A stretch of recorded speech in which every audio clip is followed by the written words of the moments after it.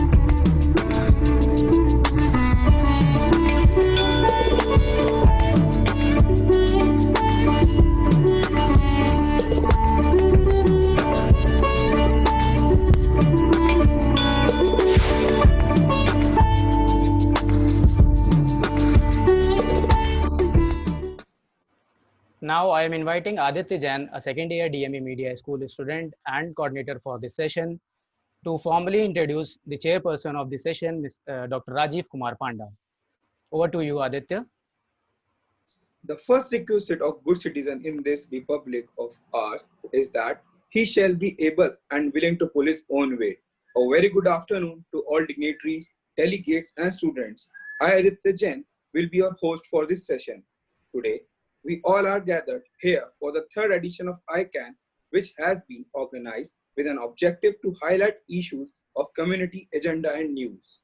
We are happy to receive a huge response from all across the world. Now, I would like to introduce our chairperson for the technical session, Dr. Rajiv Kumar Panda. Dr. Panda is an associate professor at APJ Institute of Mass Communication, AIMC, New Delhi. Sir has more than 17 years of experience in teaching and industry in the area of TV production, direction, electronic cinematography, and broadcast journalism. He has directed and videographed several documentaries, serials, and music videos for Doordarshan and another organizations. Sir is a product of reputed Biju Patnaik Film and TV Institute, Orissa. Sir has presented several research papers in various national and international conferences, and also conducted several workshops at various colleges and universities in India. Sir completed academics in MA and PhD in communication. He also did 3 years of diploma in cinematography. We welcome you, sir. This session will Thank you, be Aditya. Thank you, sir. This session will be moderated by Mr. Mohammad Kamil, who is an assistant professor at DME Media School. I would like to request our chairperson, Dr. Rajiv Panda, sir, to address our gathering. Good afternoon, everyone. Thank you, Aditya, for your very nice introduction about me. Thank you, Kamilji. Recently, more and more Indians have had to return to the questions that surfaced in the years before independence. Okay, whose nation is this? Just what is an Indian? What cultural characteristics and attitudes are required? For whose benefit, for whose vision shall the power of an evolving nation state be used or restrained? Many of these questions seem to fade in the years after independence. Now, we are once again facing the depressing spectacle of the words unity, national integration, and progress serving as rationales for bloodshed and oppression. So looking forward to have more deliberations on this issue by paper presenters. I must congratulate Delhi Metropolitan Education, DME, for organizing this international conference on issues of community, agenda, and news. I am privileged to chair this technical session on issues of national identity, citizenship, statelessness, and CAA, which is very pertinent seeing the current scenario. At the end, like my regards to my guru, Professor Ambrish Saxena sir, and Susmita Bala ma'am. I know, when Ambrish sir does something, you have made it a habit to do things in a larger way, sir.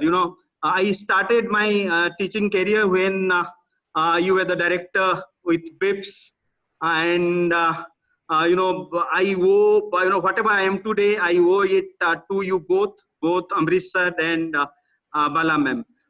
Thanks a lot for giving me this opportunity, to be part of this international conference. Thank you.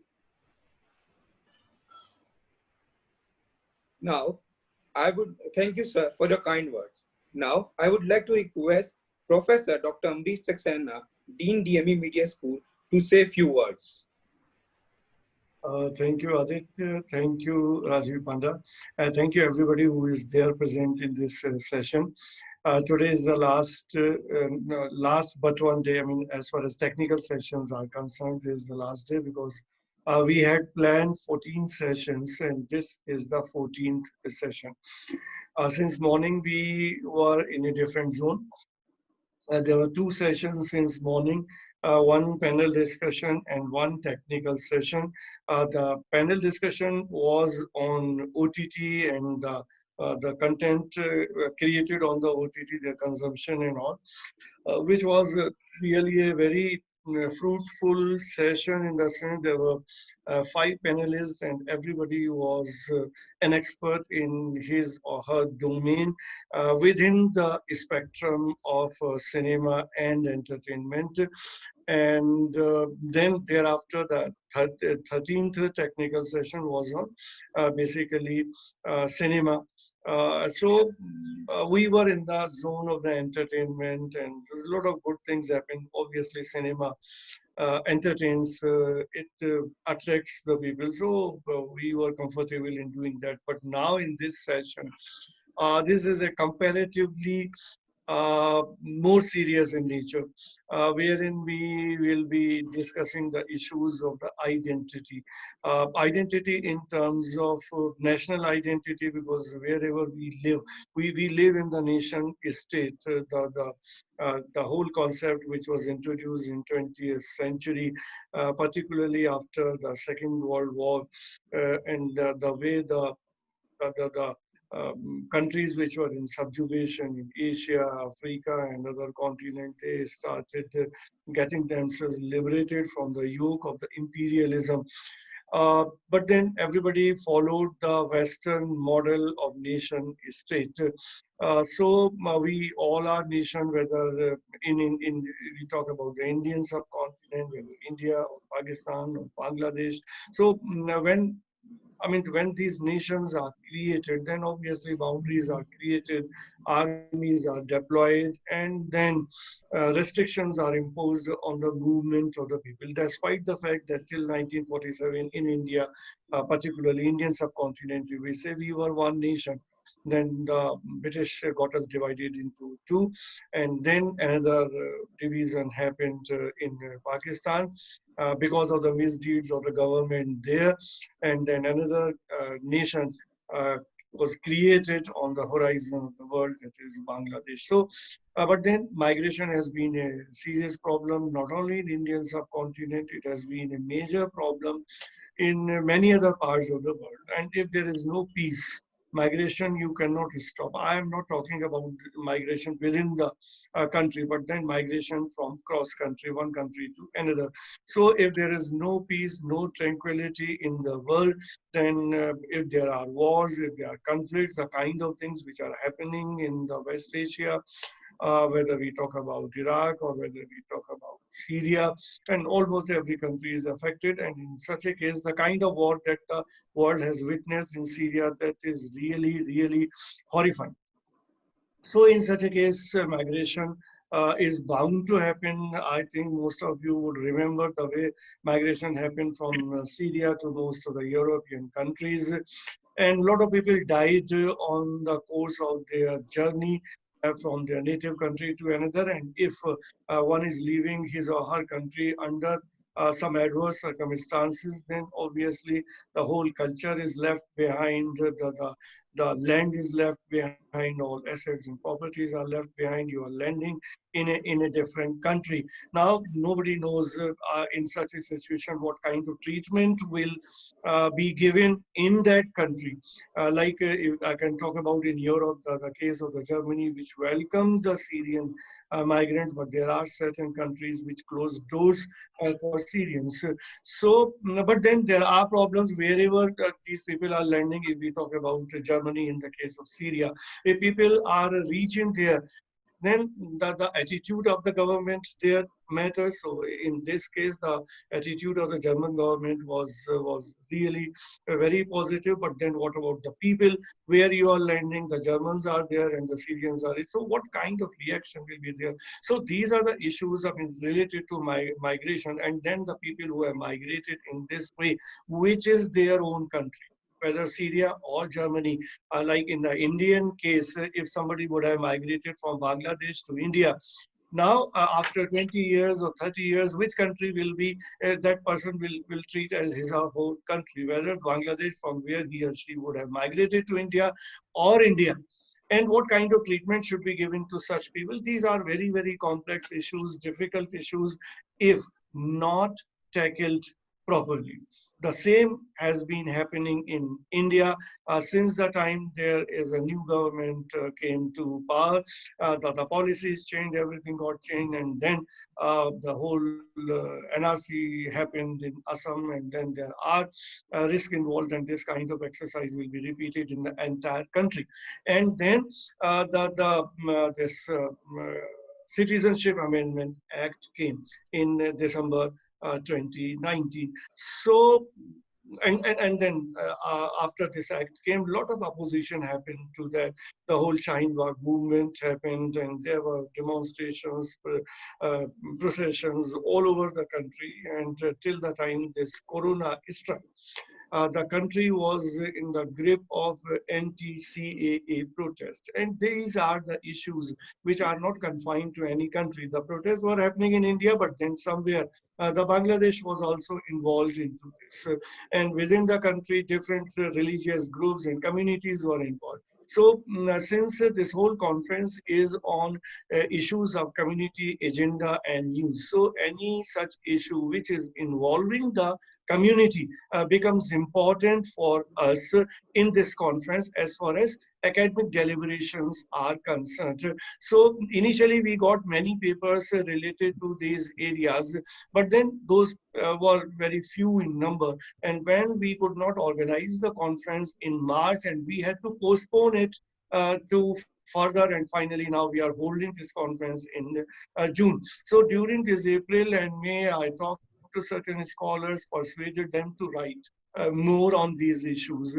So few more papers we got written, and we included all those papers in the conference, and all such papers have been put for presentation in the 14th technical session. So I believe some good academic deliberations will happen, some good presentations will happen, and we will be in a better position. I mean, while protesting something on the road is one thing, but then there has to be some academic deliberations so that everybody can understand what are the merits and demerits of any act has been brought, how it is going to affect the larger number of people, or the people who are in minority, how it is going to affect them, and how it is going to affect our neighboring countries. The effect means the people-to-people problems which might be there, and the government-to-government problems which might be arising because of these issues. So I think a very threadbare this analysis of all these issues will happen in this session. So I thank you all the presenters and everybody who are part of this session. Thank you. Thank you, sir. Now, I would like to request Professor Dr. Susmita Bala, Head DME Media School, to say few words. Okay, good afternoon to all. Not much to say, just welcome Dr. Rajiv Marpanda in this last technical session. This is not last technical session. We have a cultural evening and valedictory function tomorrow, 3 to 6. So that's it. And welcome to all attendees and participation जो भी यहाँ पर present हैं उनके लिए. And thank you all. Thank you, ma'am. Thank you. Welcome. Thank you, ma'am. So with the kind permission of our chairperson and dean sir, I would like to start the session. So the guidelines for the presentation as follows. Each participant will be given 5 minutes to present her paper, and 5 minutes are reserved for question answer after the end of each presentation. The presenter can use either PPT or the oral mode of presentation. Chairperson will collectively decide the best paper presentation. The time duration during the presentation will be monitored by the student coordinator and the moderator. Now, with the kind permission of Chairperson and Dean sir, I would like to invite our first presenter. Title for the presentation is Role of International Communities in Rohingya Issue, a coverage analysis of National Daily of Bangladesh by Dr. Muhammad Nazrul Islam from Begum Rukia University, Rangpur, Bangladesh. Can I share my screen? Please go ahead, Dr. Nazrul.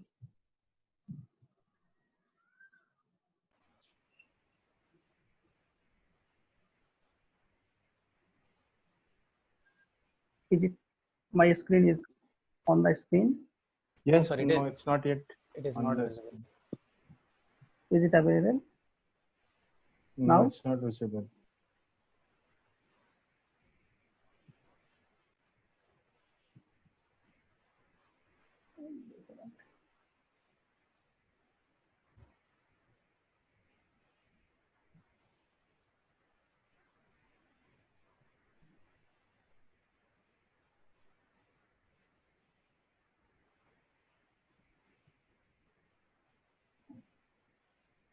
Sir, it is not still coming on the screen.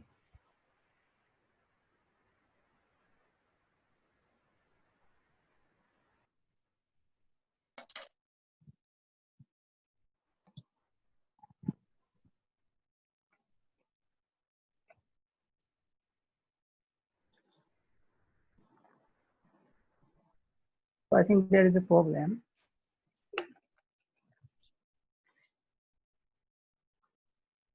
Ritik sir, can you help him? Or we could go ahead with the oral I presentation. think there's some signal problem also at your end because your image has frozen. It's like a freeze frame at the moment.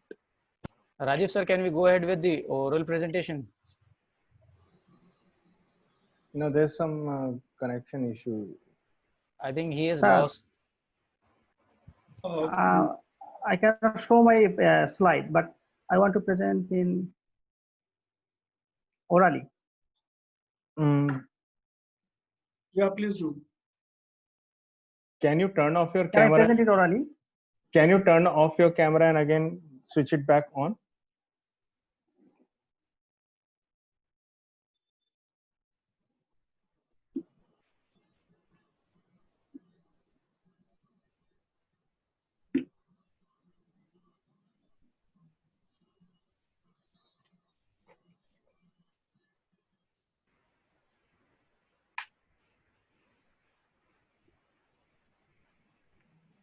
So please go ahead.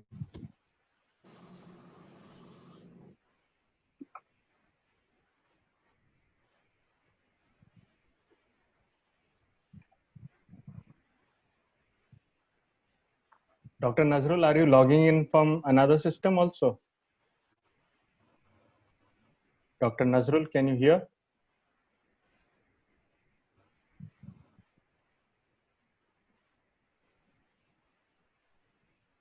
Sir, is it permitted?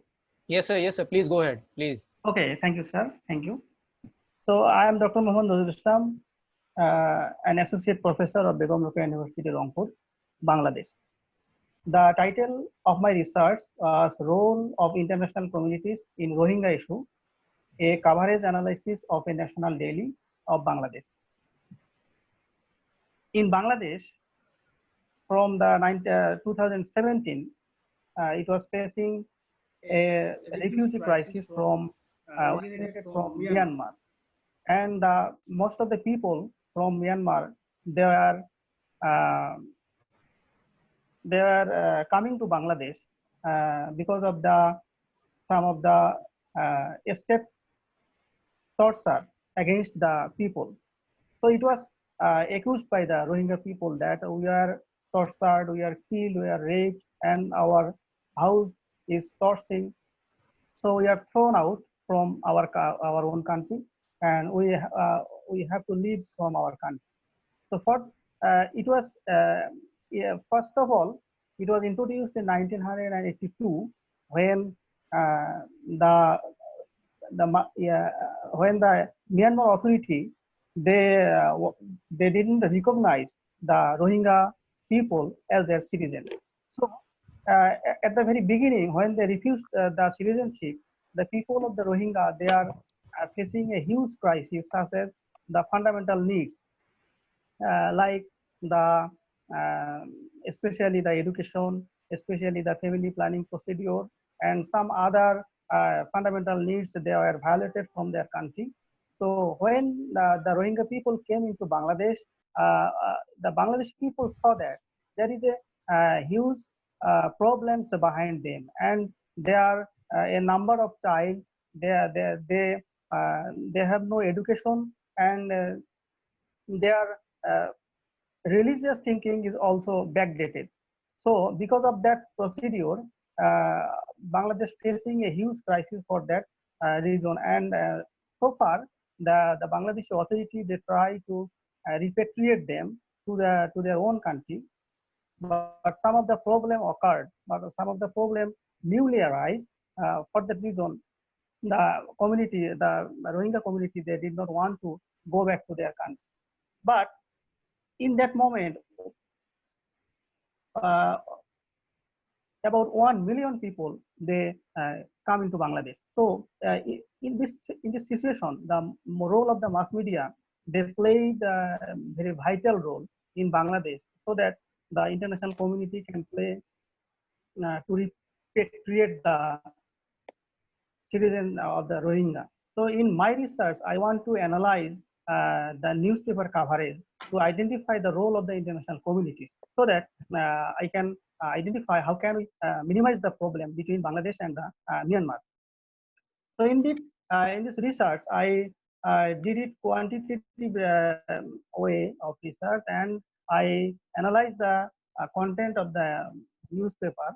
And first of all, I saw that in Bangladesh, the daily Prothom Alo, it was the second highest circulated newspaper. But I think this is the highest impact newspaper in Bangladesh, because it is published within 20 pages daily, and the highest circulated newspaper that was published by 12 pages daily. And the prestige of the newspaper Daily Prothom Alo is more higher than the highly circulated newspaper of Bangladesh, the daily Bangladesh Pratidin. So I think I purposely select this newspaper as my sample news. So in my sampling, I chose 36-month daily newspaper of that daily. That means the 30 multiplied by 6 equal to 1,800 pieces of dailies I analyzed in this newspaper, in this study. So here I try to find out the situation of the Rohingya people in our Bangladesh, and how the international community they describe the situation of the people of Rohingya. Here I found that 140 persons they commented in this period of time, and 39 organizations and also 30 countries they also stated their comments in this period of time. And I saw that among the 140 persons remarked 214 times, among where 40 persons gave repeated remarks. That means 140 persons, they repeatedly remarks about 214 times, and almost 65% of the remarks are given by the non-partiality. That means they want to solve this problem within a fair way. And another 18% remarks that they protest the activities of the Myanmar. Also, the 16% remarks come from the international community, international persons. They inspire Bangladesh to take care of the Rohingya people so that their daily livings can be available. On the other hand, Dr. Islam, sorry to interrupt you. Your 5 minutes are over. Just please conclude it quickly. Wait, yes, I'll conclude only within 1 minute. Thank you. So this is 39 organizations and another 30 states that who commented regarding this issue. And among those countries, most of the comments they want a fair solution about this problem. But unfortunately, there are some new problems arises when the people of the Rohingya want to repatriate by the other communities. But the international communities, when they pressure them to go back to their own country, the Rohingya people maximum times they didn't want to go back to the country because they think that the basic structure, that means the citizenship is not available so far now in Myanmar of them. And also there have some traumatic experience of the Rohingya people that if they go back and again they will face the same problem in their country. So at this time there is a problem. That means the Myanmar authority should minimize the traumatic situation, the traumatic experience of the Rohingya people. Otherwise, they will not go back to their country. And because of that situation, some of the international persons and organizations, they recommend that a pre-visit should be organized by the Myanmar authority and Bangladesh authority so that there may be a good condition they can was by the Rohingya people or the leader of the Rohingya. So these are the main findings of my research. Thank you. Thank you, sir, for your presentation. Now, the next Wait. Over to you, Dr. Rajiv Panda. Yeah, is there any questions from any of the participants, any of the attendees? Till now, nobody has posted. So till then, you can go. So thank you. I have a question. Yes, sir. I mean, that the conclusion was not clear. Was exactly Dr. Nazrul Islam uh, wants to say after conducting the study? What is actually the outcome of the study? If there can be more clarity on that. I have a connection problem, sir. That you have to repeat the question because your Yeah. conclusion is not clear. Yeah, I said this, that the conclusion of your study was not clear to me. Sir, please repeat your question. Yeah, the conclusion of your study is not clear to me. Actually, what you exactly want to say in your conclusion?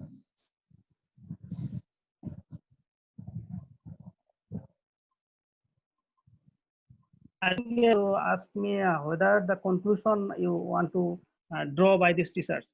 So I want to draw the conclusion because I have a direction of the research. I have shown in my slides, but I could not watch it in my slideshow.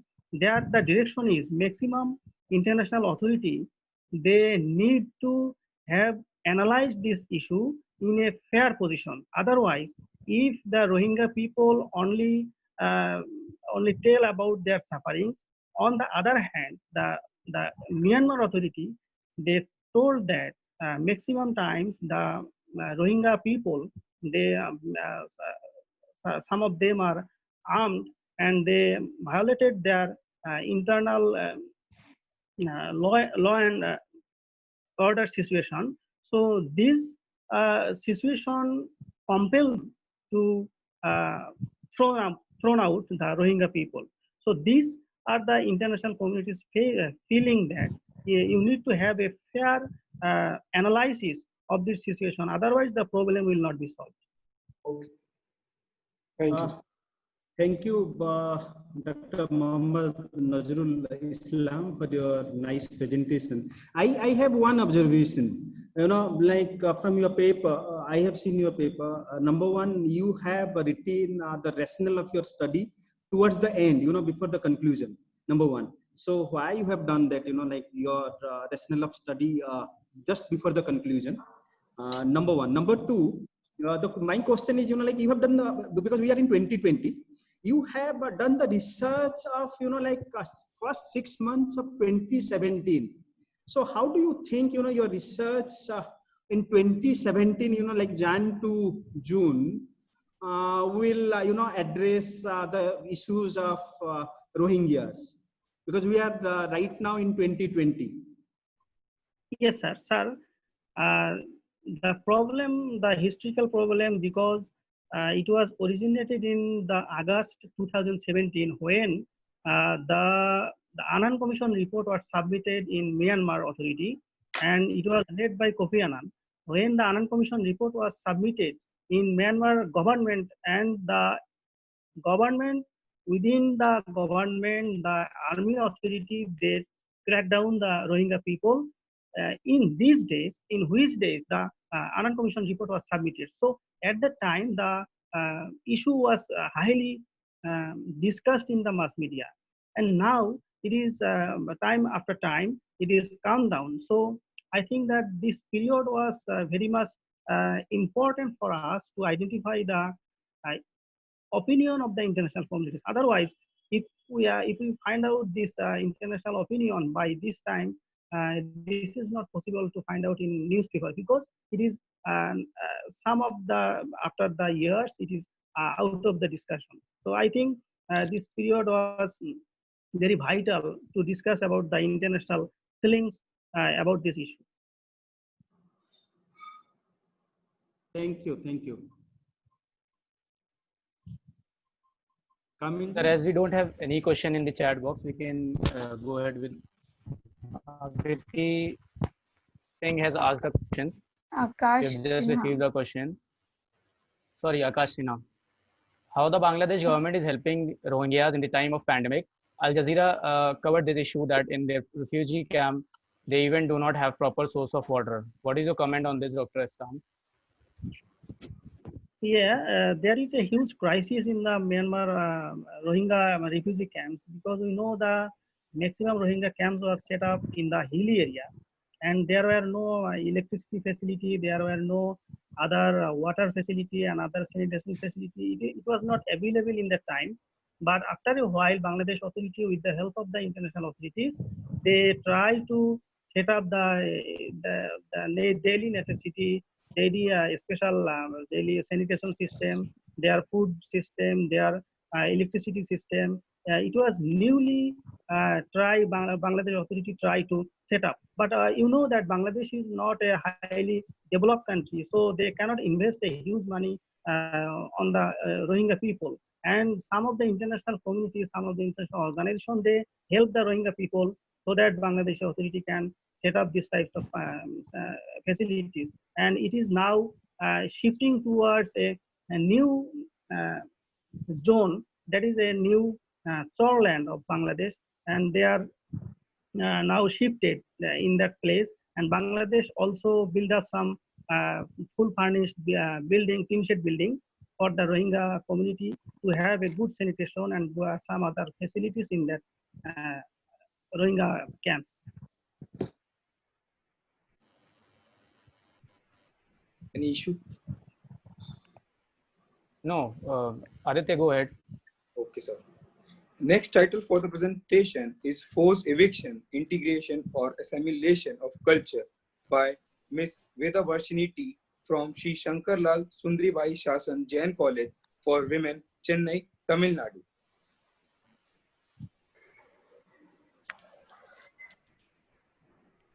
Hello, am I audible? Yes, ma'am, you are audible.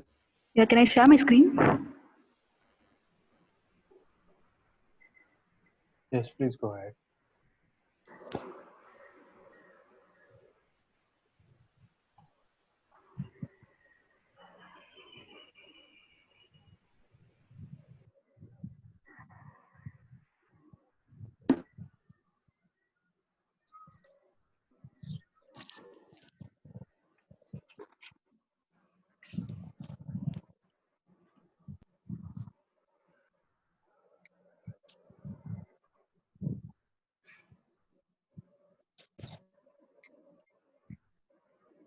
Can you please put it in full screen mode? Yeah, I'm trying to. Okay. So, are we good to go? Yes. Yes, yes, you can. So, my presentation, it is basically a study on a particular fisherman community in Chennai. Any issue? Sorry? No, no. Nothing. Am I audible? I'm audible, right? Yes, yes, you are audible. Yeah. Okay. So what happens after they are forcefully evicted from their fishing hamlet? That is what my small research is about. So I have divided this presentation into three. One is I would like to explain what culture is, what happens to what is cultural integration or what is cultural assimilation. And the next part will be background of the study, which in other words, the problem statement of the study. And the end part will be the findings and discussions. Before that, I would like to mention the methodology I used. So this is a qualitative research. The data was collected using field observations and in-depth interviews. So it was done by using purposive sampling methods. So the secondary data, I used a few newspaper articles. So okay, I would like to define Raymond Williams's definition. I would like to interpret his definition here in this study.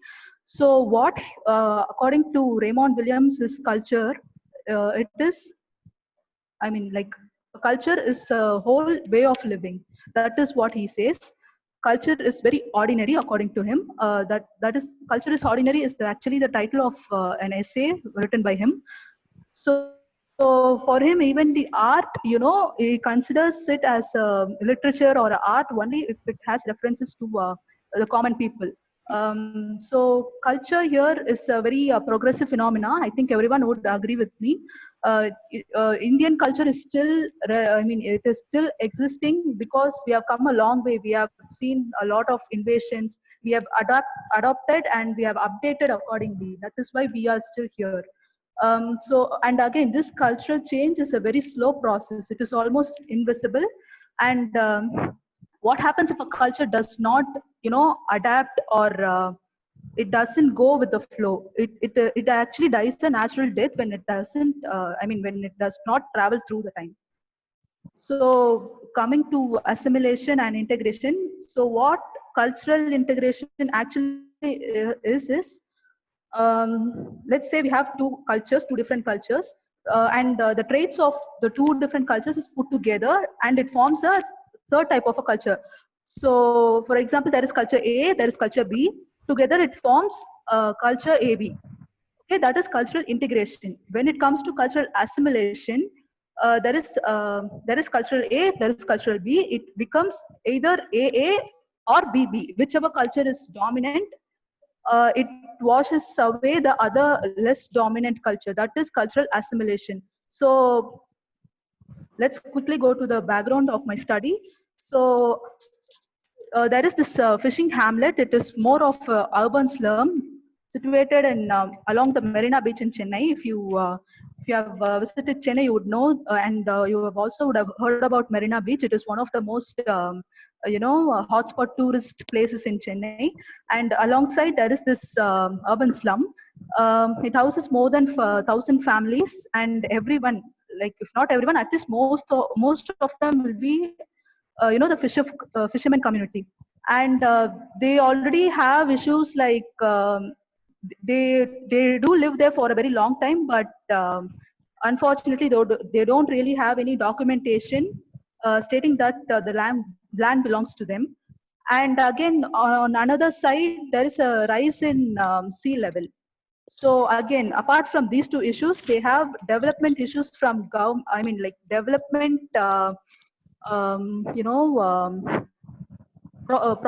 development projects from government, which indirectly want the fisher folk to shift from their place, and they simply want to evict them and put in the resettlement colonies, which is housed in the outskirts of Chennai.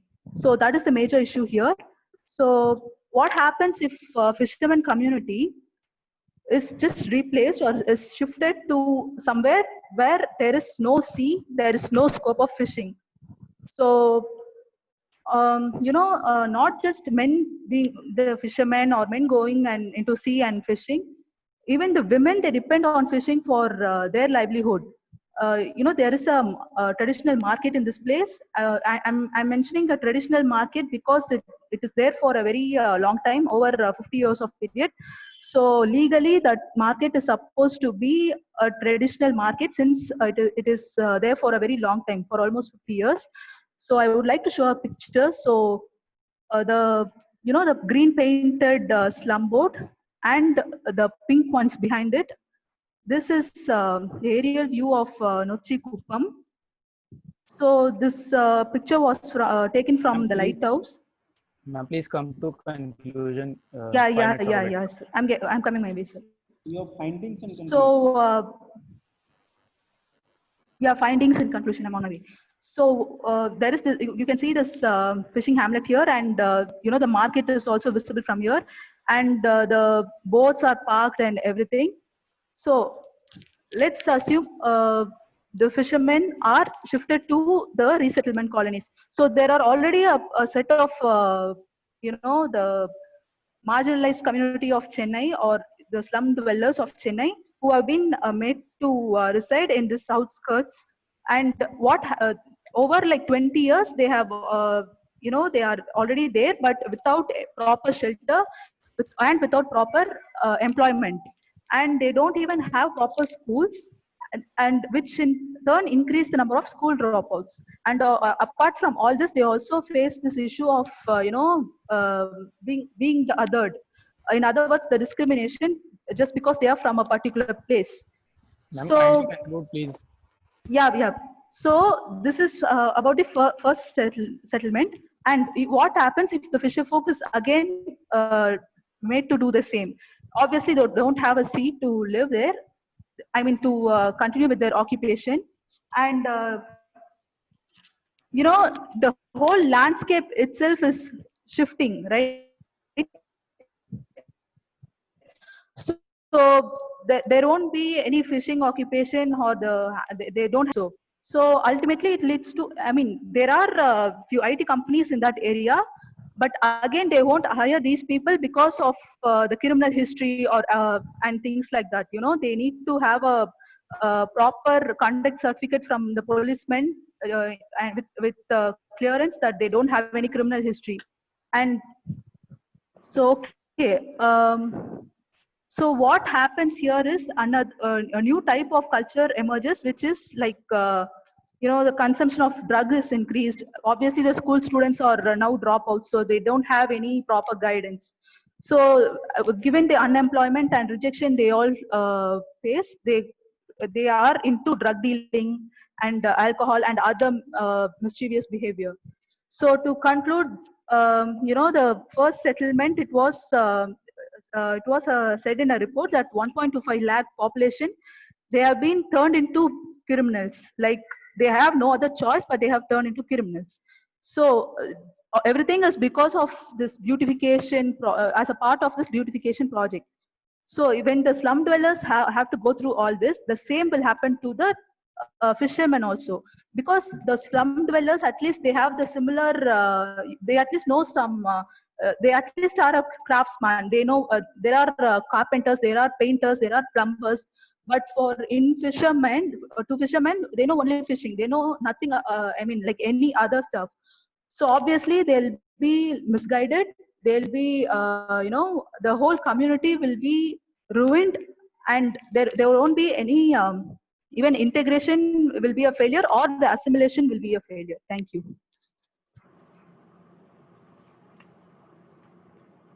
So any questions from the participants? Amrish sir, your observation, sir. I mean, seriously, it's a serious problem. It's good that such a study has been conducted. But then, I mean, once you have conducted the study, what will you do, or what have you done? Whether you have forwarded the findings of your study to some concerned agencies or the government or the department, so that some follow-up action is possible? The thing here is the government is aware of what is going on there, but they still choose to be dumb. So there is nothing we as researchers could do. Yeah. You can provide the outcome of your study to media organizations, or I mean, so that, I mean, though it's an academic, but then what I feel, any academic or any research-based study, if it is conducted and it remains confined within the books or simply making a presentation, if it does not go further, then the whole efforts are lost. So somewhere I personally feel that certain should be known to more number of people, because what happens in a democratic setup, public opinion matters a lot. If people come to know about, people know a lot of things, but then when something is harping is being done, something is bring to light, then a debate is started, the public opinion is mounted, and that's the final thing which makes a pressure on the government. So I think you should go further, making use of the study and the outcome of your study. This is what I feel. Okay. Thank you, sir. I'll definitely.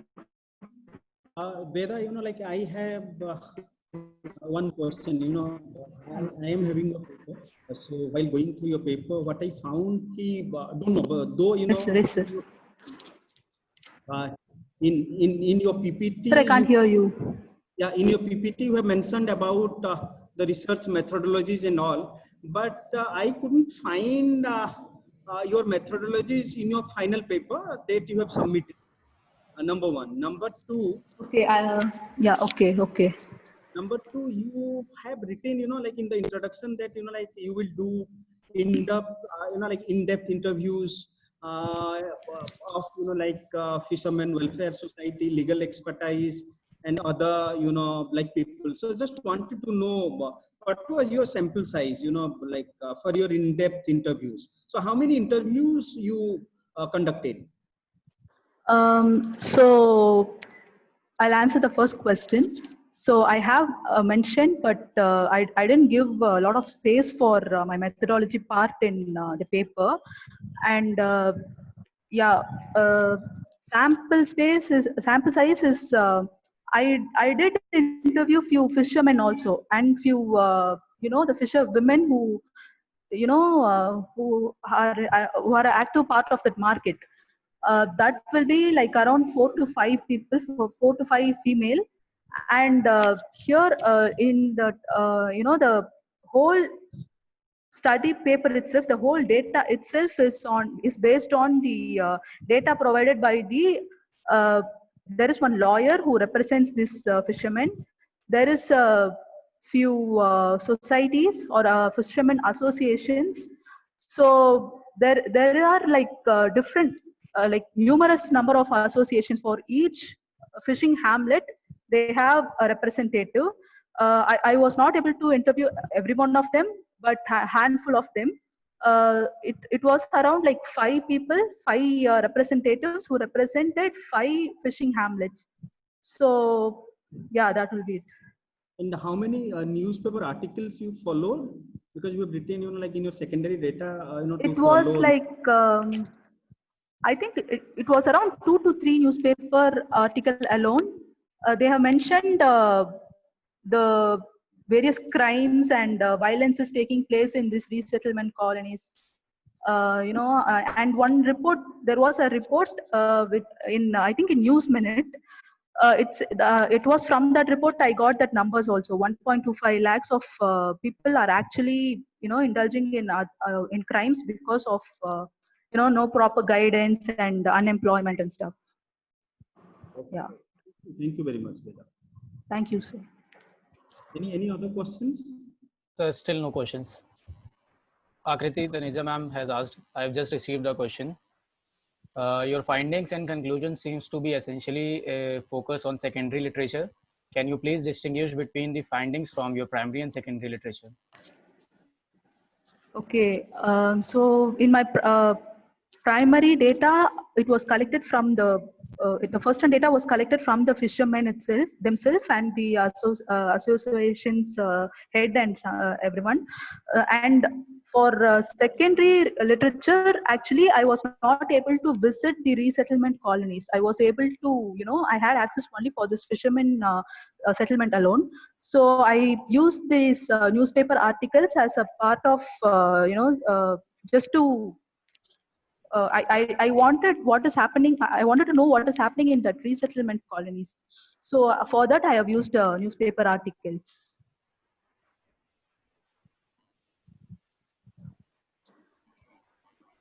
Now we can move on. Yeah. There is no question. Have I answered your question, ma'am? She cannot speak. We can move on to the next presentation. Aditya. Thank you. Thank you, ma'am. Next title for the presentation is Analysis of Citizen Amendment Act 2019 coverage in foreign news website by Dr. Manasri Maheshwari and Mr. Gaurav Sachdeva from K.R. Mangalam University, Gurugram, Haryana.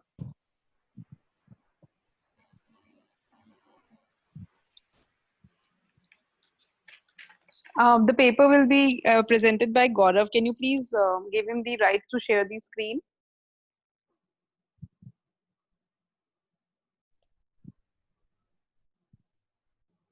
Gaurav, you may please start your screen sharing. Is it visible? Yes, it's visible. If you could kindly put it in full screen mode. Yeah.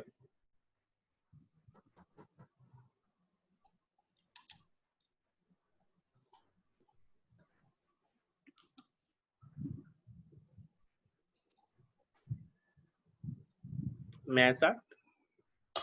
Yes, you can. Please. Yeah, it's not in full screen mode. Sorry? Can you please put it in full screen mode? I did. It's not yet come.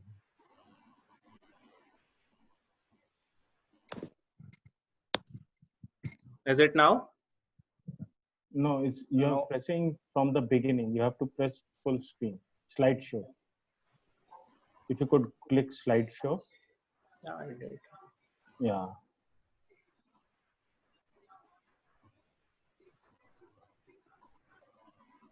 Conference slide.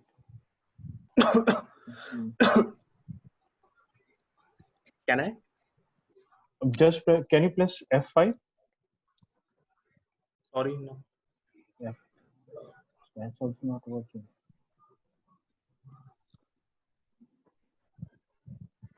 If you could come down absolutely to the bottom left corner, where that zoom is. Yeah. Left. No. Left to that. Just next to minus sign. Next to minus sign. Yes. Just Perfectly fine. done. Now, can you press it again? It's not come yet. Just wait a second. Is it now? No. I'm afraid it's not yet. Gaurav, you just go to, like slideshow, and then, you just press, full screen from current slide. Just a second. Let me play on Google slide.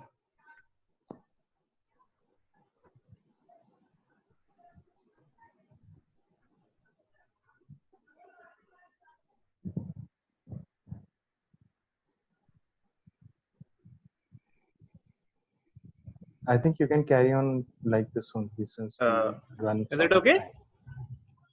Yeah, you can carry on. I can start? Yes, Yes, please. Go ahead, Gaurav. Yes. Thank you. Good afternoon, one and all. Here's my research paper on the analysis of Citizenship Amendment Act 2019 coverage in foreign news websites. So these are my research objectives, like how foreign news websites had framed the Citizenship Amendment Act and find their own view of the matter. We have analyzed the content of news coverage on Citizenship Amendment Act 2019 on the 4 websites, 2 from the United Kingdom and 2 from the United States. The research methodology, the research was done on the quantitative as well as the on qualitative analysis. The 4 websites which we selected as BBC World, CNN International, The Guardian, and The Time. The time period was December 2019 and the January 2020. Total 43 news, which can be either article, feature, commentary, was analyzed. CA was passed on Lok Sabha in 9 December 2019 and 11th in Rajya Sabha by 125 MPs yes. CA seeks to provide the citizenship to illegal migrants from the neighboring countries such as Afghanistan, Pakistan, and Bangladesh. CA Act to provide citizenship for illegal migrants for 6 religions as Hindu, Sikh, Buddhist, Parsis, Jain, and Christian, but excludes the Muslim. And that's why many groups across the nation stands against the CA and believe that law is not equal for everyone because it excludes the Muslim religion. But Home Minister Amit Shah gave the justification that these are not the minorities, that Muslims are not the minorities of these nations. So that's why we are not giving that. We are not giving that. Yeah.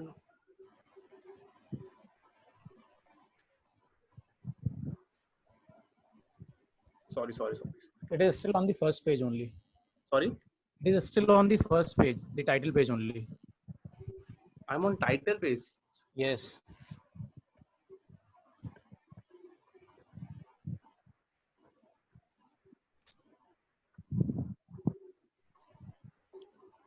Use your cursor.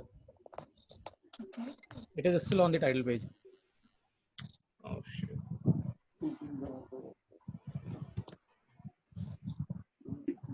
It's changing here. No, it is not visible on our screens. Gaurav, just Can you start your slideshow once again? and restart. Sorry? Can you come back to your slideshow once again? Can you share your screen again?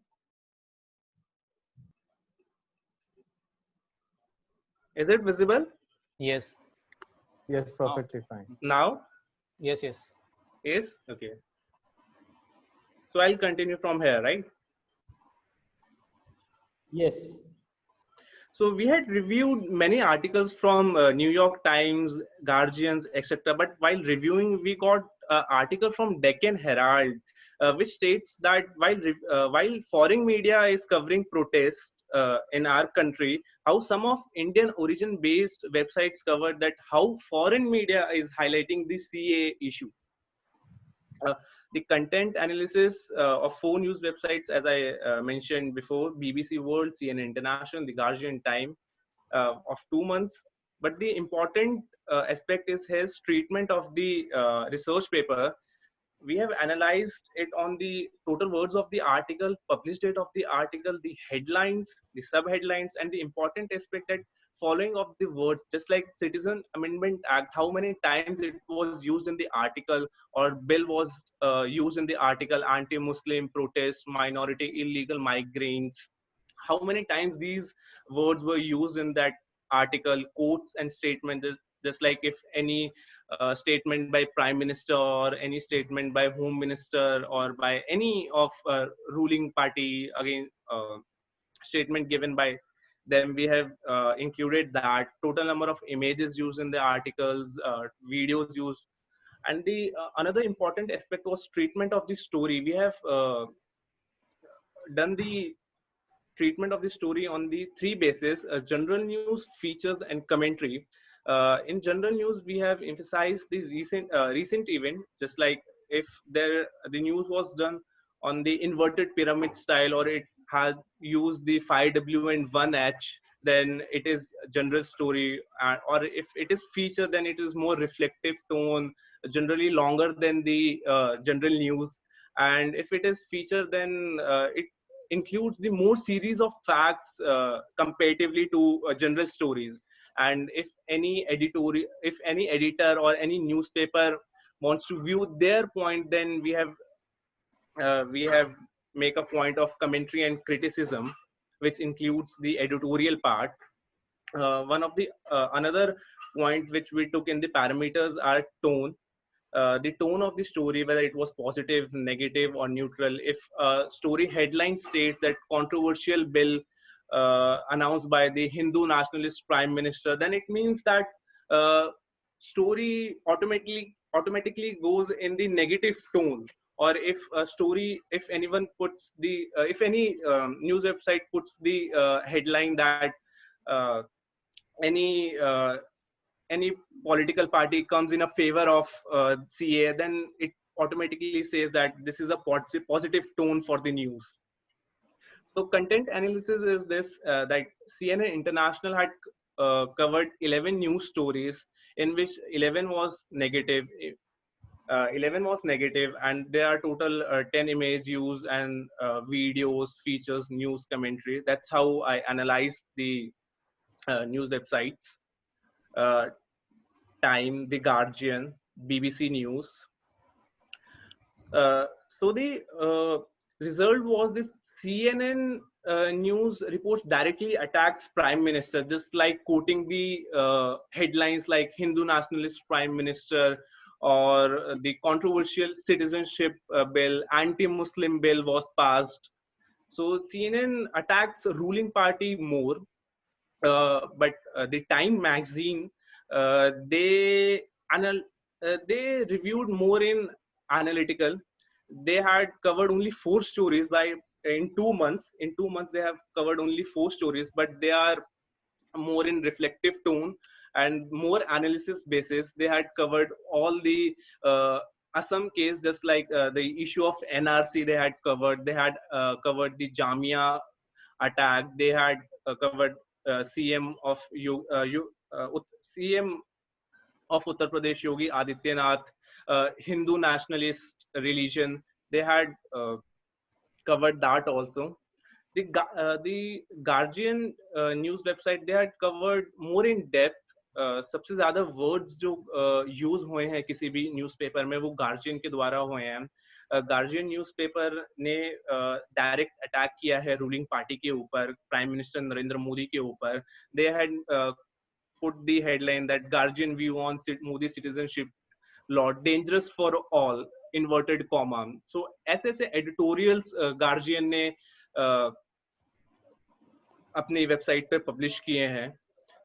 They had published an article that Citizen Amendment Act has declared war on Muslims. तो बहुत direct उन्होंने कोशिश करी. Your 5 minutes are over. Please come to conclusion. Yes, sure. Just the last point. The last one, BBC coverage was more passive. They have not attacked the Prime Minister directly, or the main thing was they are more in general news, whether from editorial or they had not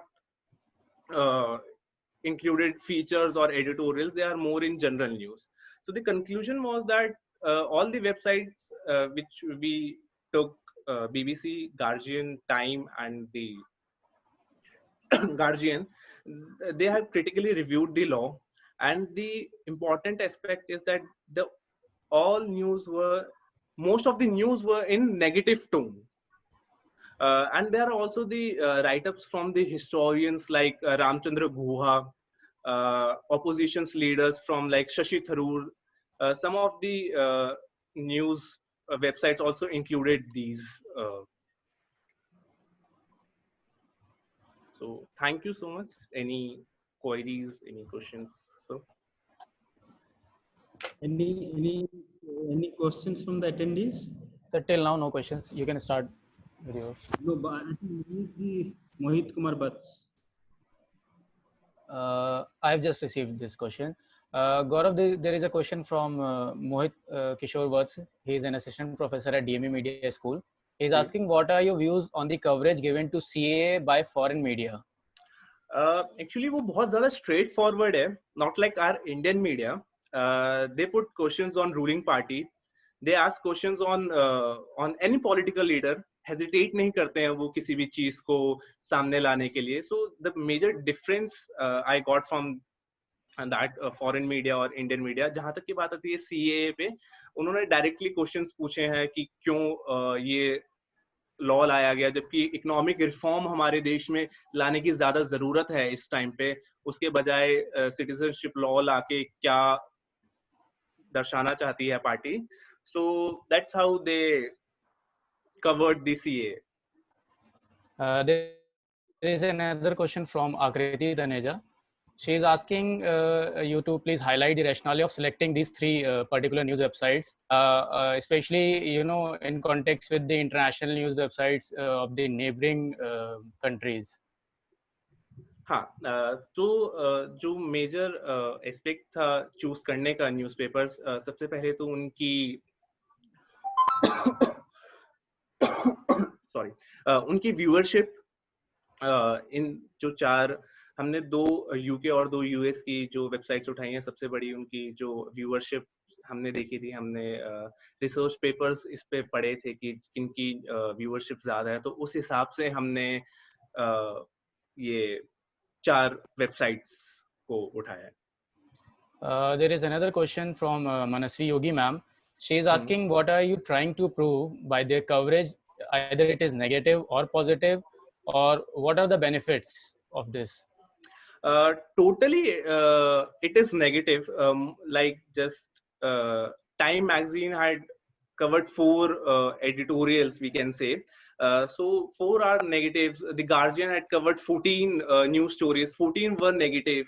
But just for BBC news, they had covered the more general news, whether from they didn't put their own opinion. तो बाकी जो websites थी उन्होंने ज्यादा negative tone अपनी show करी है. I have a question. जी sir. Can you define negative in terms of the research that you have done? Sorry sir, you are not audible. Can you define negative in terms of the research that you have done? Yes, sure sir.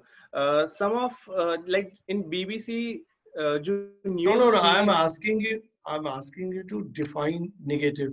I mean, if you were analyzing different stories on different news websites that you said, on what basis you decided that this news is negative, this news is positive? Did you define negative and positive in your research? Just like if in headline a protest word was used, itself describes that this is a negative news. Or if any news came like people killed in riots of Delhi, that it automatically states that this is a negative news.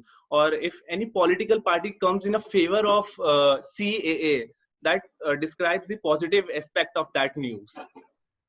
No, I mean, from where you have traced this definition, these are your own definitions, or you trace these definitions from somewhere, from some scholar, from some theory, from where have you derived this meaning? This is our own, sir. How can you apply your own definitions? Then anything you can interpret that this is negative, this is positive, as per your convenience. In research, you have to have a base. Sir, I want Manasvi ma'am to answer this. Manasvi has mentioned it's in literature review. They have mentioned, why they have termed it negative.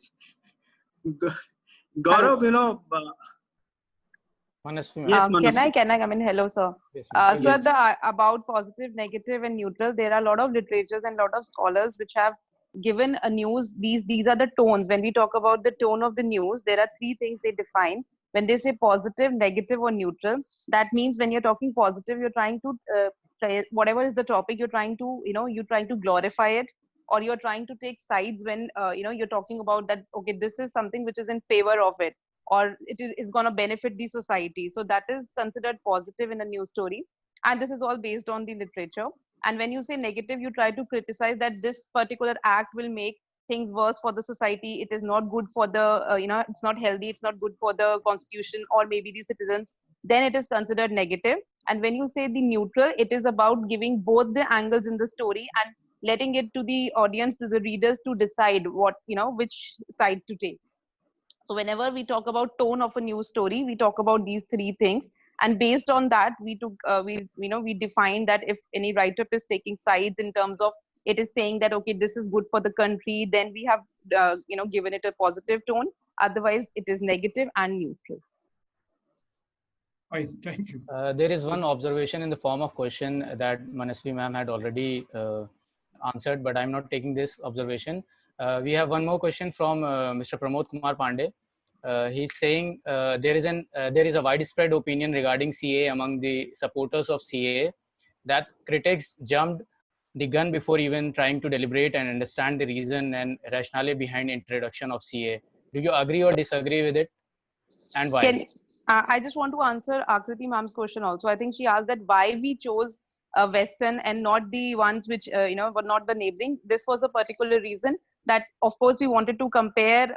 If you would have taken one Western or something from the maybe the neighboring or the Asian countries, there would have been a mismatch. So generally, I feel that we should have do papers which are Western and Western newspapers. They have a similar kind of they come from a same family. And when we are talking about the Asian countries or Pakistani, so we saw that they are, of course, it all depends upon the relations also, what country shares with that country. So putting that paper, mixing these two things would have been little difficult and not justified. So that's why we did not pick it. But of course, we want to do papers from Bangladesh, Pakistan, and others also, especially Al Jazeera. We found a lot of information on that.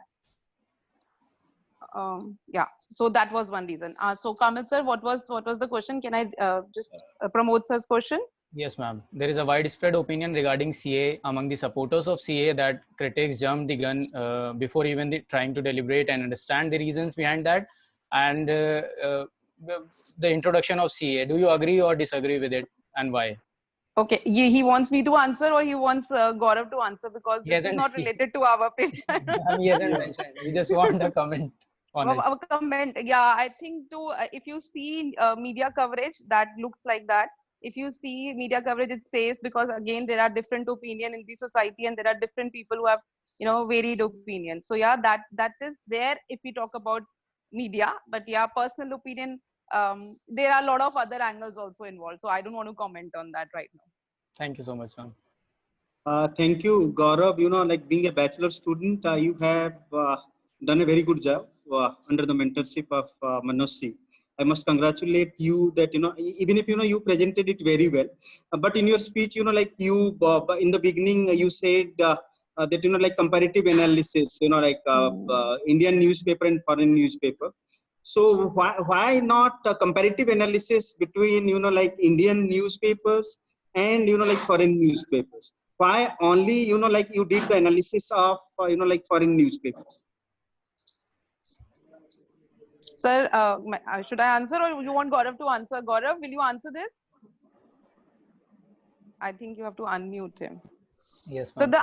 the idea he gave was this only, that he wants to know how foreign media is covering, because there were a lot of articles coming in Indian media who were trying to show that foreign media is being very critical about this act.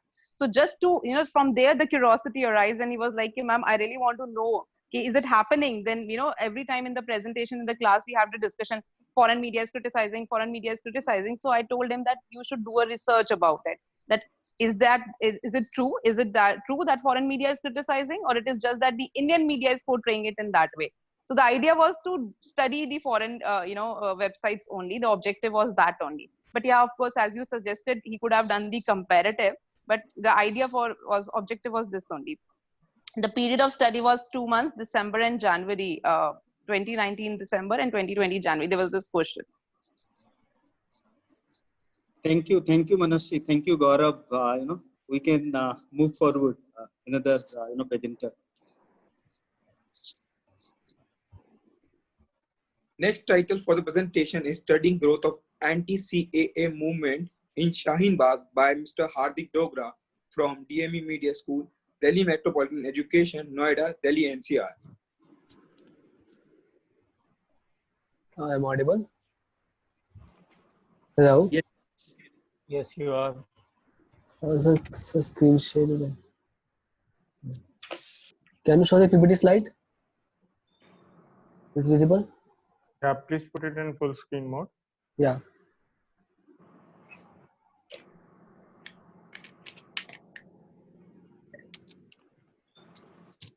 Is it okay? Yes. Please go ahead. So let's start with it. Good morning to all of you. Myself Hardik. So the title of my paper is Studying Growth of Anti-CA Movement in Shaheen Bagh. So let's start with it. From 15 December 2019, a 24/7 protest continues in Shaheen Bagh in the heart of national capital. By amending the Citizenship Amendment Act of 1955, the amended act prescribes Indian citizenship to neighboring countries, Pakistan, to illegal migrants of neighboring countries, Pakistan, Afghanistan, and Bangladesh. But this opportunity is only being available to religious persecuted minorities, which is Hindu, Sikh, Buddhist, Jain, Parsi, Christian. Protests have been seen in different parts of cities and different parts of the world. Shaheen Bagh has become the anti-CA movement. Basically, if we need to understand the issues of the protesters and study the protesters, Shaheen Bagh is the best place to do so, because it's the epicenter of anti-CA movement. An objective of the study is to find out the issues of the protesters, understanding of the protesters, and how the information and communication is happening on the ground, and what factors have contributed to its growth. And the methodology of this study is that I had surveyed 115 protesters in Shaheen Bagh by asking 5 questions to each of them. So let's come to the background introduction first. The Citizenship Act commencement of Constitution does not have elaborate provision in this regard, but after make further changes that in 1987 at least one parent should be Indian, but in further 2004 it was made changes that at least one parent should be Indian and others should not be illegal migrant. Others should not be illegal migrant. Now to come to CA 2019, as it violates the basic principles not only against secularism but also against liberalism, equality, justice. Protests against have been in different parts of the different world, and on 15 December protest has been started. But one more event on 15 December happened, which is Jamia Millia Islamia, where police brutally entered and beaten the students, which make more anguish and more activism in the protest of Shaheen Bagh. So due to shortage of timing, I'm now going into result and finding only. The first question is that how many protesters know CAA? Do they know how CAA is unconstitutional? So as you can see in the graph, there are 71 protesters know properly CAA. Here properly means who answer with full definition and meaning. And the partial number is 36 protesters who are mixing with, who are some parties answering correct, but some are mixing with NRC and NPR also. 7 protesters simply said they don't know about CAA. Where one protester with wrong definition. When I asked about the unconstitutionality of the CAA to the protesters, only 70 protesters basically answer properly. Who here properly means who answer constitutional words and articles in their answers as well. Farooq, this is the percentage, or this is the total number of? It is number out of 115. Okay, out of 115. Yes. 24 protesters partially, and four protesters don't answer. Two protesters give other reasons. Other reasons which are basically somewhere correct and irrelatable also, like they are mixing with the triple talaq and other issues. Four protesters also give wrong reasons, and five protesters give only said the CA is unconstitutional. Now let's come to next question. Just how CA and RC the first step toward dividing India again? Agree or deny? Why? Here 86% agree to this statement, 3% deny this statement as well, and 11% don't answer. And when about the reasoning of agree or denying, 59% answer this, give reasons for this. One thing I noticed that protesters are mentioning political party in their answers. And as you can see in the third graph, the 46% of protesters mention political party in their answers, whereas 54% didn't mention. Now let's come to next question. Do protesters feel that fraternity is threatened? If yes or no, why? 86% people feel threatened, whereas 2% didn't feel it and 12% didn't answer. And when I asked about the reason of feeling threatened or not, only 67% give reasons, and 14% give wrong reasons, and 90% didn't give any reasons. Here are not able to find the reasons, commonality among the reasons because of the large number of reasons and numerous, as they are saying many relatable things also due to the illiteracy and massive crowd. Now, fourth question is that do the protesters tell what is the significance of Shaheen Bagh in the ongoing demonstration struggle in India? Here is 78% answered and 21% didn't answer. Same here also, I know don't able to find a commonality among the reasons, so I didn't mention any reasons. The question fifth is that the Supreme Court refused the stay on CA. So what are the protesters' plan for getting relief?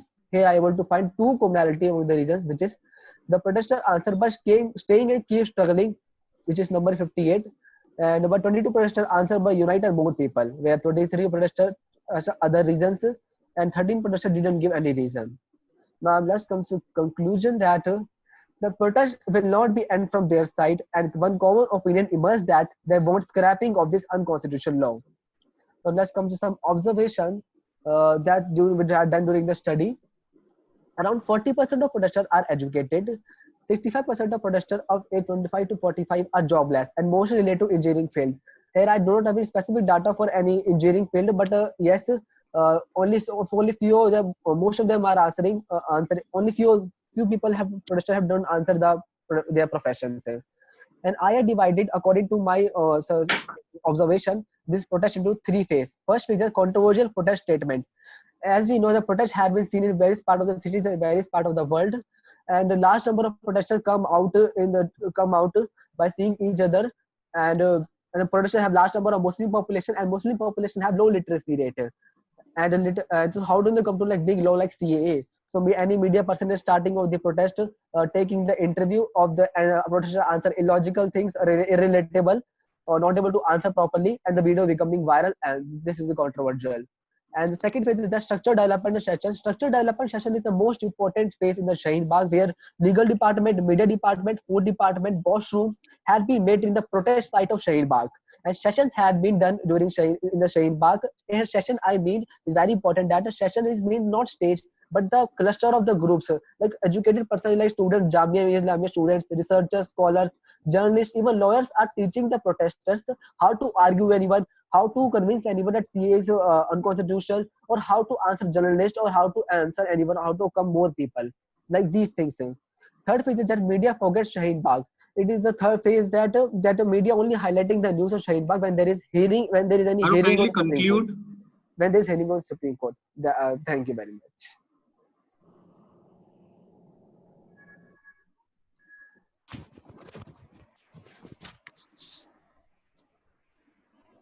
Questions? Any questions coming? Till now there are no questions. You can proceed. I think there is a question in the chat box.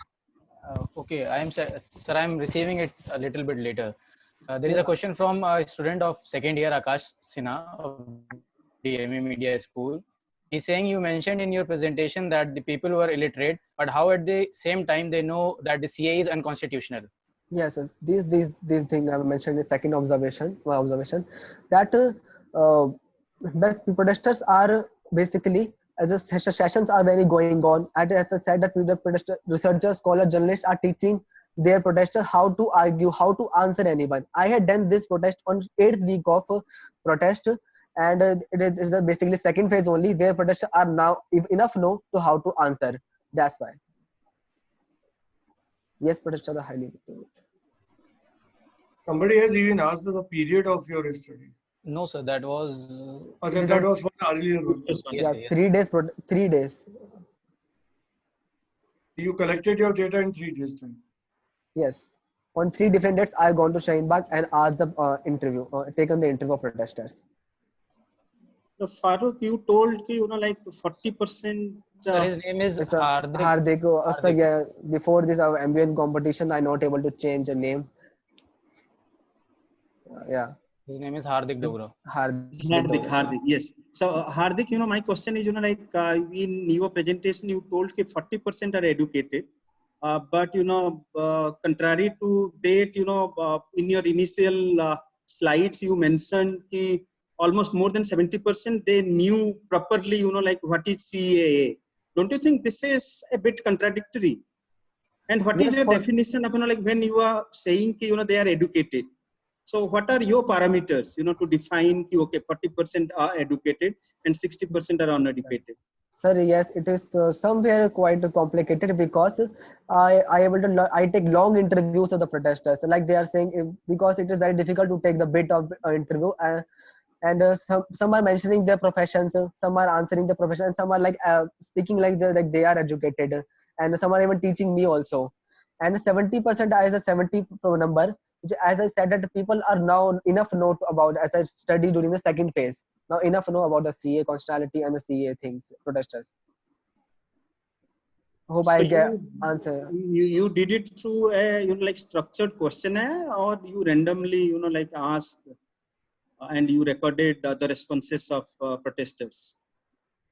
So 5 questions to each of them. Yes, I gone to them first, talk to them, and then some in gossiping. Then I asked because it is strictly there is a rule in Shaheen Bagh, you cannot take any bit or interview to any journalist because it's very complicated to take that test. Ambrish sir? He has done a good job. Yeah, absolutely, sir. Actually, he has done a very fantastic job. And the important thing is because in most of such studies, the researchers have been doing the study based on the secondary data. Not only in this session, earlier sessions also some very good studies were conducted, but then almost all studies were based on the secondary data. So, I mean, secondary data has their own problems, their own limitations. In any case, primary data is considered more authentic. So to whatever extent he could do it, but at least he tried to collect the primary data and based his study on the primary data. So this is something which is commendable. Before we thank you, Aditya, for your like very good nice presentation. Thank you, sir. Thank you once again. There is one observation from Abhimanyu. He's saying many people kept repeating a specific set of phrases, that is like planned or protest maybe. So would you like to comment, Hardik? Yeah, planned protest, yeah, because as I talk to protesters and now it become many friends in the protesters because Jamia, yes, students basically, and some who made this protest or made the structure, I have in my contact with them, and yes, this is planned by them only. Jamia students and the people of living Shaheen Bagh who are educated basically. Despite Aditya. Yes, sir. Next title for the presentation is Investigating the Curriculum and Technological Challenges of Media Education in Bangladesh by Ms. Nadia Nahin Rahman from Bangladesh University of Professionals, Bangladesh.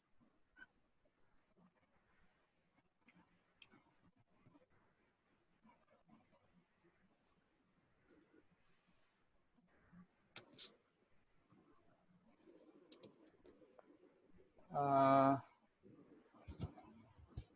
think she has been disconnected. Can you please repeat the name? Sorry, Nadia. No, she's not here. Nadia Nahin Rahman. No, she's not here. You can move on. forward. Yeah, yeah. Okay. Yes. Sir. Okay, sir. Next title for the presentation is Content Analysis of Video Published by English News Broadcasters on YouTube channel, a study of Citizenship Amendment Act 2019 by Ms. Purvi Sapra from K.R. Mangalam University, Gurugram, Haryana.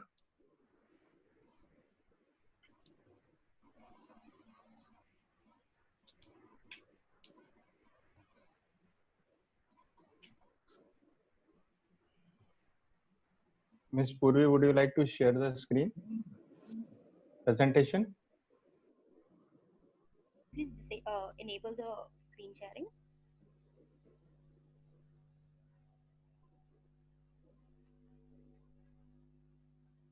Can you share now? Yeah. Yeah. Is it visible and am I audible? Yeah. Can you please put it in full screen mode? Shall I start? Yes, please. Good afternoon, everybody. The topic of my research is content analysis of videos published by English news broadcasters on YouTube channel, a study of Citizenship Amendment Act 2019. The research was clearly guided by the objectives, which were to find out the type of content published on YouTube by English news broadcasters and to study the presentation style of news-based videos.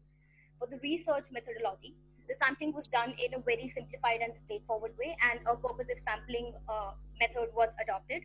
Two YouTube channels of English news broadcasters have been identified, which are Times Now and CNN News 18.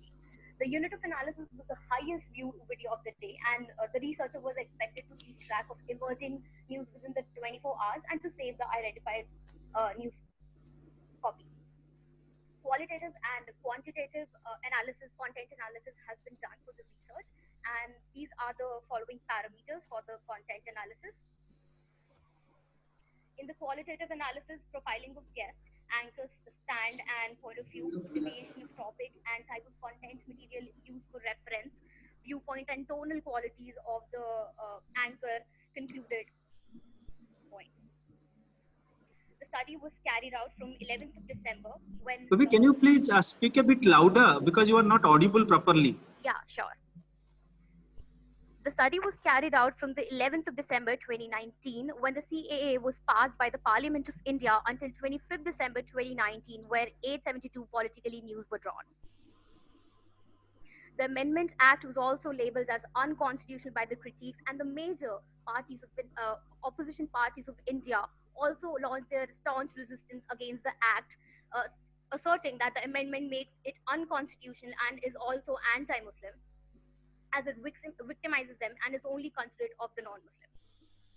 From 4 December 2019, the dissents began in Assam, and then they spread to the other northeastern states, and then began to spread in Delhi and other suburban areas. On December 19, the police put a total restraint on protests in a few parts of India. Notability of issues and different points of the media agenda likewise impact the notice and behavior of the people. The images that people see affect their minds and affect their psyches as well, and give them a picture as to what to think about the outside world. So media provides them with the images and the topics, and what are those topics actually about. It gives them a perspective as to what to think about. For the data analysis and interpretation, the total number of days were 15 days, and Times Now did not post videos for 2 days, which were 13 December and 21 December. The highest viewed video garnered 261K views, which was in December 11, and most of the videos were shown as breaking news, which laid emphasis on the intensity and importance of the issue. Exclusive videos were also shown, which we can see in this. I've put a screenshot of the video in this picture. And also the views were very unevenly distributed. Some of the videos had like 59K views. Some videos had 4 or 6K views. And for CNN News 18, they posted the videos and the video content for all the days. And the highest viewed video garnered 52K views on 22nd of December, which was done by PM Modi at a poll rally in Delhi.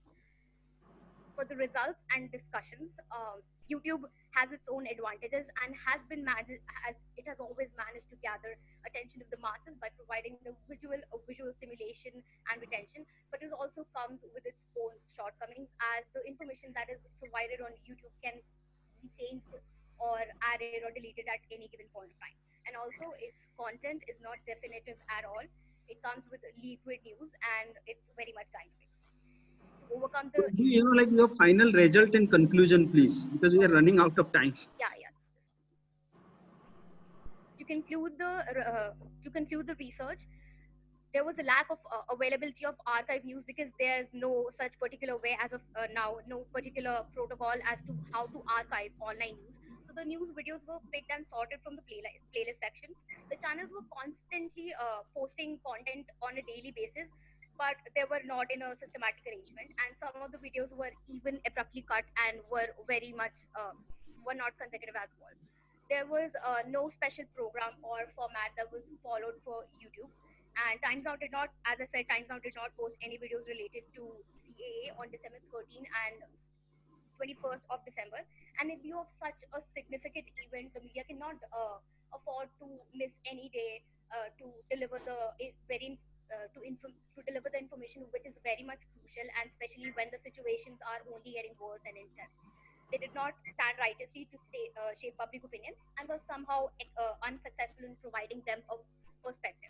Since they did not follow a pattern or a format, they only picked up the segments from the news that was broadcasted on television and then put it on their YouTube.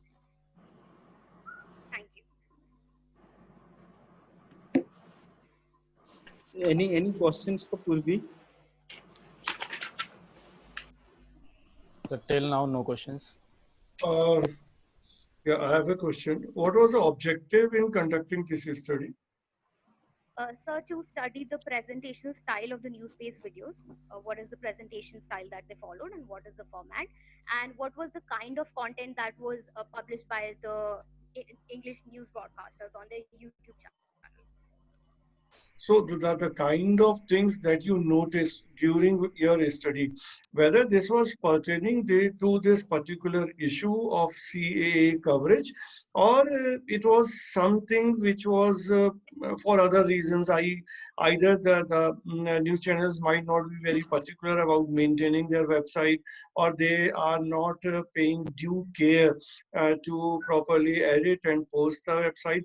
So is it a general problem which the news channels have been facing in maintaining their posts on the digital platform, or it was pertaining to this thing, pertaining to CA, which as per your study, if it is done, then it's might be deliberate, it might be to confuse the people or to provide the half-hearted information. What exactly you feel is the reason? Very general problem. They focus more on the broadcast news, which is done on television, and on the web portals as well, which is digital media again. But they do not focus as much as it is needed on YouTube. And it has been happening since a long time. But a lot of people, I also mentioned it in my literature review, which was done by Reuters, that a lot of people prefer YouTube as their prefer YouTube for watching online news. So it's very much important to put right information, and to provide people with a perspective who are there to view your opinion. If you're just giving them the images and not telling them what to think about it or what to conclude, if you're not telling them what to conclude, they might as well get very much confused. Okay, thank you. Purvi, in your conclusion, you have written the Times Now did not post any videos related to the Citizenship Amendment Act 2019, like from 13th December 2019 to 21st December 2019. So you found this on their particular, like on their YouTube channel, that they haven't covered these issues. Yes, sir. What I did was I checked out all the videos, and from the playlist section, I could see that there's no particular way of sorting out the videos. So what I did was I sorted out the videos on the basis of their views, and then I found out that there were two days, 13 December and 21 December, not from 13 to 21, when there was no content published. And on the other days, they publish 5 to 10 or 15 videos per day, depending on its needs. So what was the reason? Do you think they did this deliberately? But you tried to find out the reason, or like you simply found that okay they haven't mentioned. So is there any particular reason why they haven't? Whether you tried to contact to any of the like YouTube channel owners of Times Now, like so what was your Since it was an observational study, so I did not do that. And also the news, it's very clear from the research that news, and has been always clear that news channels are not very much particular about YouTube, since they follow no particular format. So that could be one reason. okay. Thank you, Purvi. As there are no questions, Adit, we can go ahead. Okay, sir. Titles for today's last presentation is the role of National News Channel in policy development and implementation, a study on the coverage of Citizen Amendment Act CAA conflict by Ms. Deepa Rani from Mahatma Gandhi Kashi Vidyapeeth, Varanasi, Uttar Pradesh.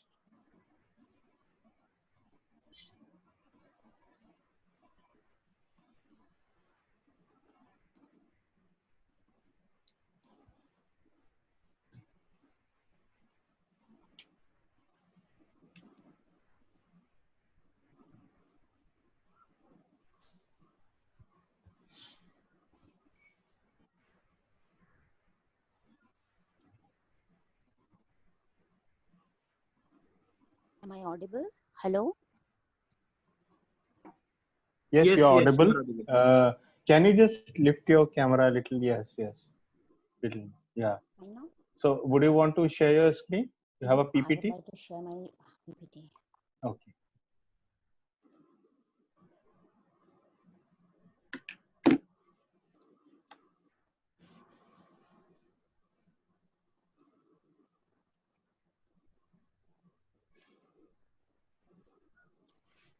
Can I start? Yes, please. Good afternoon, respected Chair, Professor Saxena Sir, Professor Bala Ma'am, and all the participants of this international conference. My topic of presentation is the role of national Hindi news channels on policy development and implementation. This is a study on the coverage of Citizen Amendment Act conflict. So as we know that already it was discussed that after this act, this bill was passed in the parliament on December 11, 2019. It created heating debate on the national news channels and brought thousands of people on the street protesting against the act. So we know that media play a very important role in reporting about certain consequences and causes of national policies, and at the same time, it also play a crucial role in shaping public opinion on certain important policies and law. So my study is based on two objectives: assessment of the national Hindi news channels on the CAA, NRC, NPR coverage, and assessment of the impact of these coverages done by the national news channels on the target audience. So I've used both the content analysis and the survey method. I've selected the top national Hindi news channels of India, and it was the time frame was 1 month. I think it was 2nd Jan to 2nd February, like that. And prime time programs were the main focus. Along with that, I also did a survey of the educated adults of the national capital region, and the sample size was in between 50 to 60. It was a purposive sampling and a self-prepared questionnaire with both the open and closed-ended questions were used for the survey. So my study is based on two important questions. What kind of contents were presented by the television news channels during the CAA, NRC, NPR coverage, and what were the positive and negative impact of these coverage on the viewers of the national Hindi news channels? So as we know that according to the Broadcast Audience Research Council, the popular rating is done, time to time. And as per this rating, the popular news channels that are widely watched by the viewers are Aaj Tak, ABP News, India TV, Z News, NDTV, News 18 India, News Nation, India News, and News 24. So a detailed analysis of these channels were done for almost 1 month, and it included the prime time programs. So I divided these programs in 4 categories. These were the debate programs, the special reports, the interview shows, as well as the news programs. The debate programs included like the Halla Bola of Aaj Tak, the Samvidhan Ki Sabat by ABP News, Kurukshetra, Dangal of Aaj Tak, then Tal Thoke by Z News, Khabron Ki Khabar by NDTV, Paksh Vipaksh by NDTV, Khoj Khabar by News Nation, Mudda Garam Hai by News 18 India. Likewise, I watched the interview shows like Aapki Adalat by India TV, Aamne Samne by News 24, Seedhi Baat by Aaj Tak, Chaupal by News 18 India.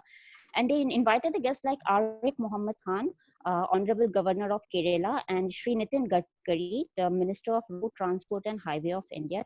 And they provided a clear picture on the entire issue related to CAA.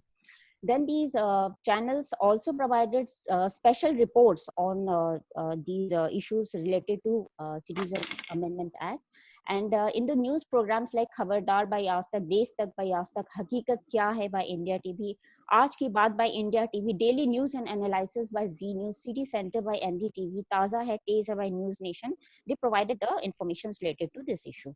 I also focus on the titles of the programs, and most of these titles were found to be ending with an exclamation mark. Like नागरिकता तो झांकी है, NRC अभी बाकी है, NRC से गिरे NPR पर अटके, नागरिकता का सवाल किसका बवाल, हे राम नागरिकता पर कितना घमासान, and etc. So I did a survey, and there were 54 educated adults from National Capital Region of India, and the mixed views of the respondents were observed. All of them were active viewers of the Hindi news channels and watched maximum news programs and debates on this issue. So most of them expected an unbiased and clear presentation of news on such policies and acts which mark importance on the, slides are not up here, on this issue. Like what I saw, that 72% respondents were interested in watching news related to CA, NRC, NPA, and maximum find that the news were appropriate, but few of also found that the news content were contradictory, inciting communal disputes through heating debate and discussions. Level of satisfaction with the news content on this issue were hardly 50%. So most of the respondents expected clear and unbiased coverage on this particular issue. 42% respondents also found that the Indian media content marked a negative image on the international countries through such contradictory and noisy content on such important issues. So finally, I would like to conclude my paper stating that the media tries to expose public issues by accelerating the debate and dialogue on certain acts, but no strict standards were observed to be followed by these professional media organizations during certain debate and discussions. And the channels were more in a race to gain viewers' attention and increase their target audience. The news standard of the presentation was found to be deteriorating, and mostly during these hysterical debates and discussions. The loud and the transient content also created confusion among the viewers, and sometimes it also altered the consumer view of reality. So thank you. Any questions from the participants?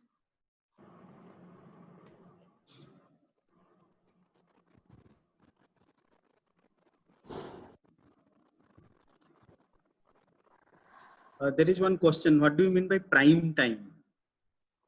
Prime time is basically the program which is viewed in the evening. Evening slots of certain programs are counted as the prime time programs. There are certain times in between 7 to 9, or it may be in between. It can vary. These programs gain maximum viewership by the audience. Deepa, how many respondents were there in your survey? So it was total 54. And in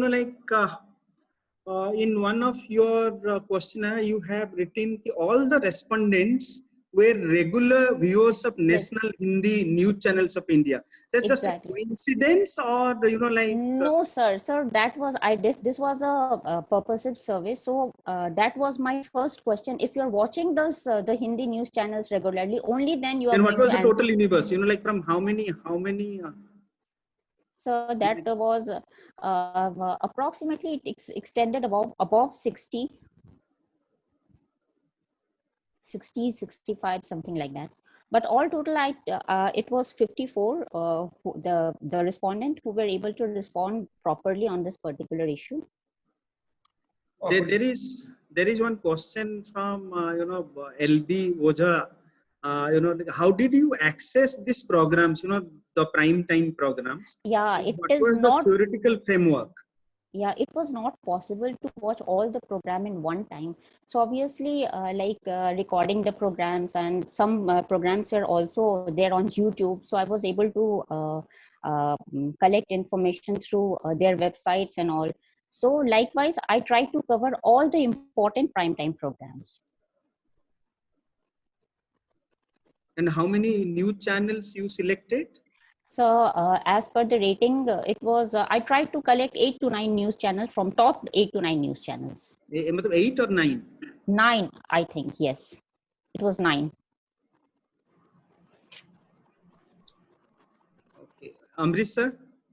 But then I think the sample of 54 is very less for a study. Isn't it? Sir, this was because the time frame writing this paper was too less. I mean, I tried to collect as much as possible because I had to. It was not like already I've given 1 month to view the content, and then after 1 month I was trying to collect the data through my survey. So that's why the survey was limited to 54 respondents. And from where did you find your respondents? So I created a Google form and I try to send these questions to those people, as it was mentioned that most of them were educated youth. So I try to collect information from them. I send it through WhatsApp, through email. I collected data through the people from National Capital Region. They were all from Ghaziabad, Noida. Few were also from media organizations.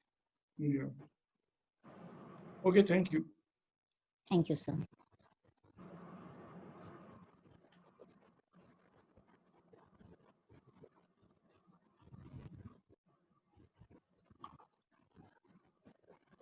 Rajiv sir, if you would like to give your comments, please. Yeah. Kamil sir? Kamil sir is not here. So Okay. maybe you can, he's there, but I mean, I don't know why he's unable to start his. Okay, but thank you, Amrish sir, Are there any more presenters? We can announce the name of Nadia Rahman. She was trying, but then somehow she was not able to connect. Is she there, Nadia Rahman? No, sir, she's not there. She said that we can continue. Yeah, but and then she'll be watching on Facebook Live. No, that's true. But then in that case, she will not be able to make the presentation. And I think that hers is the last. There are. Yes. Yeah, Aditya, anybody is left as per your No, sir. list? No, sir. No, sir. Sir, I had given her an option of phone calling and presenting. But as per the information that I received, she said that we can just continue. Okay, then we can wind up the session in that case. Yes. Yeah, Aditya, go ahead. Okay, sir. I thank all the presenters for sharing their research work and views. I would request our chairperson, Dr. Rajiv Panda, sir, to share his views on today's session. Thank you, Amrish sir, organizing such an, large international conference. And this is the, third ICANN. It was initially planned for the month of March, and due to this lockdown and this corona pandemic, this was shifted. But, sir, I must congratulate you, thinking of 10 days webinar, instead of, having, postponing the same, to have it in, July, August, or September, but you plan to do this webinar. And I think, this is, this gave us a great opportunity, from across the globe, to present our papers. In today's session, two presenters were from Bangladesh, one was from Chennai, So thank you once again, sir, providing this platform. Hope like we will have such more webinars and seminars in near future. So my heartfelt thanks to you and Bala ma'am and all the faculty members of DME and the students. You gave the opportunity to students to do the anchoring. Day to day, like they are able to part of this grand. I can say this is just a grand festival where like intellectual deliberations happen. So thank you once again, sir. Thank you. One major announcement I would like to make, since this is the last session before the valedictory. This is the 14th and the last technical session, and also the last in the sense that all plenary sessions, panel discussions, master classes, special sessions, all have concluded. And this is the 9th day. The 10th day, we will be having only the valedictory function. The validity function is scheduled at 3 o'clock and it will continue till 6 o'clock. So many important guests will be there who will be making their addresses or making their presentations. And then there will be a cultural fest at the end, wherein all music and dance program will be there. Mostly by the students of DME Media School or the alumni of DME Media School or the parents of the students of the present and the past students. So that's again more or less an in-house program, bearing one or two special performances, which some performers from the outside they have agreed to perform. So I will make a request to everybody whosoever is there present in this session to please join tomorrow in the valedictory at 3 o'clock. And those who are not there in this session, those who are there, they can further communicate this message to everybody whosoever has been involved in the conference for the last 9 days, to be there with us on the last day, so that we can conclude, we can rejoice, we can celebrate, and we can plan for future. So that is all in this conference, in this particular session. Over to Aditya. Thank you, sir. Thank you for your kind words. Thank you.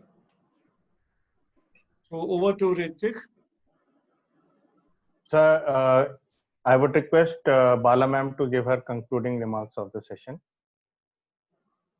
No concluding remark as such, but thanks to all of participants and especially Dr. Rajiv Kumar Panda.